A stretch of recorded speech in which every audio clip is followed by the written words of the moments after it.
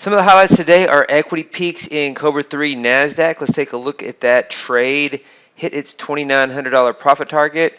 We had some slippage on that trade because the entry was at 14,951. The high of that bar is 14,951. It never went against us. So this trade never went against us.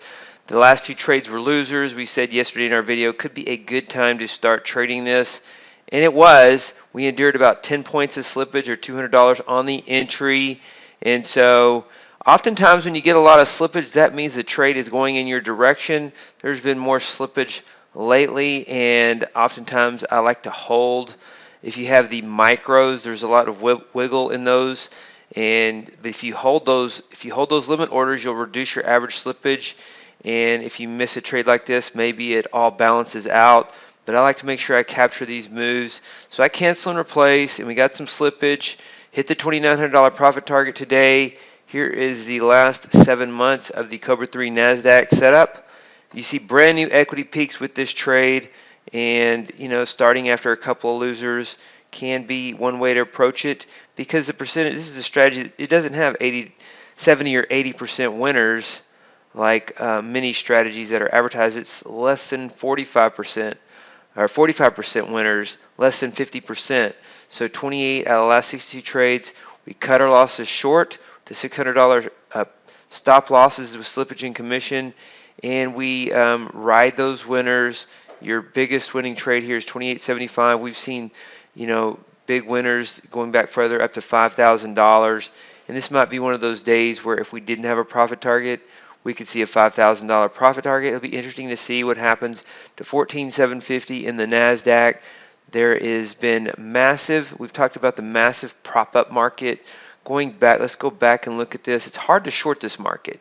It's very hard to, it's very hard to continue to stay with a short because it feels like it's always about to rebound on you, because these dip buyers just seem to have an unlimited amount of liquidity to keep popping prices all day. And you see, the last.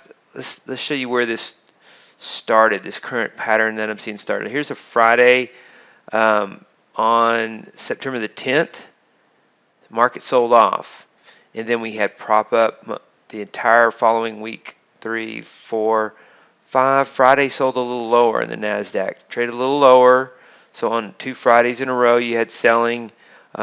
You see how the intraday prop-ups, the weekly prop-ups, breaking down, and then it was propped up though in the afternoon, which means oftentimes means you're due for more selling, and we got it. We got that gap down continuation.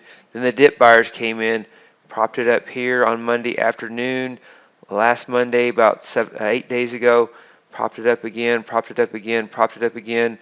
Closed that Friday above that Friday.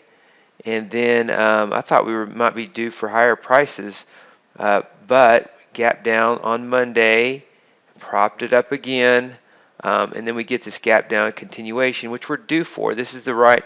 This is the market needs these two-sided price action.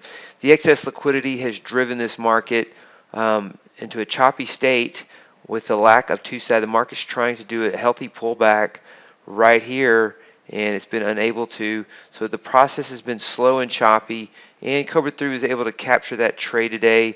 So good trading in Cobra 3 E-mini Nasdaq. Let's look at Cobra 3 E-mini S&P, also capturing the move. This has a $600 profit target, and you can see this one has a $600 profit target, $600 stop loss. S&P trades a little differently. You see the greens in the output indicator indicate the profitable trades. The yellows indicate the losing trades, and so you can see that in the Nasdaq we have a $600 stop loss and a $2,900 profit target on the shorts, a $1,400 on the longs. So the greens are bigger than the yellows, meaning the profit targets are bigger than the stop losses.